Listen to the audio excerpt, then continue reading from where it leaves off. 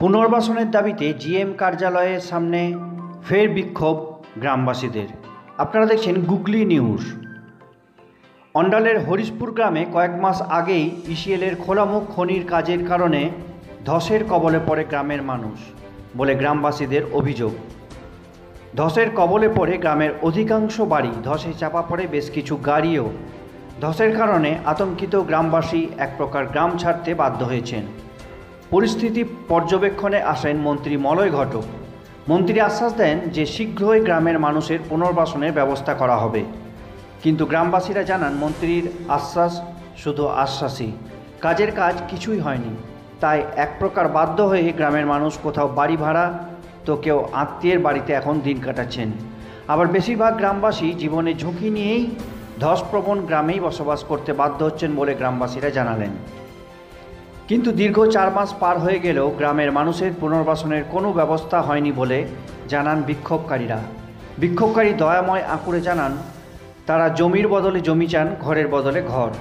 আর ইসিএলের কারণেই তাদের এই দুর্দশা, তাই ইসিএলকেই পুনর্বাসন দিতে হবে।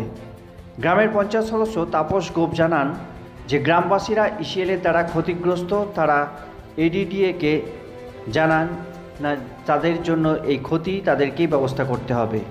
তিনি আরও জানান, আমরা গ্রামের মানুষ, ফ্ল্যাটের মানুষ নয়। আমরা ফ্ল্যাটে থাকতেও চাই না। গ্রামের বদলে গ্রাম তৈরি করে দিতে হবে ইসিএলকেই। তারা চান জমির বদলে জমি, ঘরের বদলে ঘর, আর গ্রামের বদলে গ্রাম। তাদের দাবি মিটবে। গত 4 দিন আগে গ্রামের মানুষ কাজরা এরিয়া অফিসের সামনে এসে বিক্ষোভ করেন।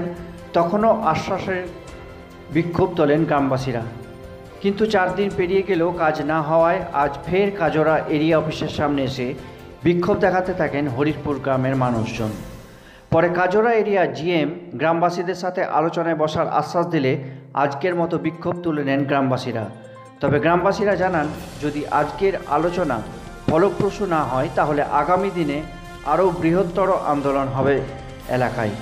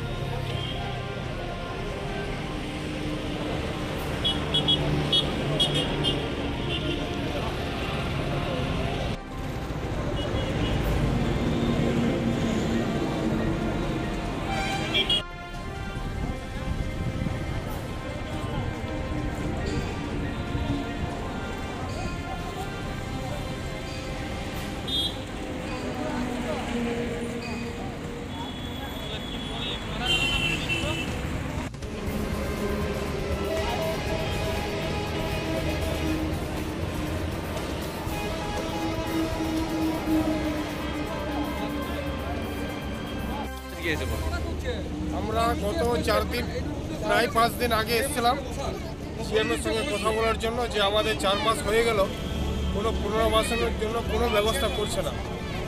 তো আমরা অনেক কোথাও শুনেছিলাম যে আমাদের জন্য এই অবস্থা হবে, এই অবস্থাতে কোনো কোনো ব্যবস্থাই হয়নি। জিএম সাহেব কোনো রকম আমাদের কাছে খবর পৌঁছায়নি, বা যেই দায়িত্বে থাক এডিডি, তারাও কোনো রকম আমাদের কাছে কোনো খবর পাইছেনি যে তোমাদের জন্য গ্রামে এই ব্যবস্থা হবে, কিছু হবে। তার জন্য আমরা 4 মাস ধৈর্য রেখে আবার পুনরায় আমরা আন্দোলন শুরু করেছি।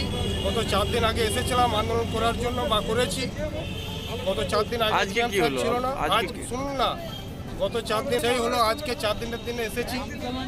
আসার সঙ্গে কিছুক্ষণ আগে আমাদের কাছে খবর এসছে, আমরা অলরেডি চলে আসার পর বলছে তোমাদের সঙ্গে জিএম বসবে এবং ইতিমধ্যে কথা বলবে।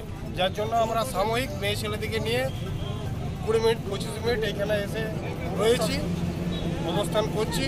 এই আলোচনা ফলপ্রসূ না হলে তখন আপনারা কোন কথা?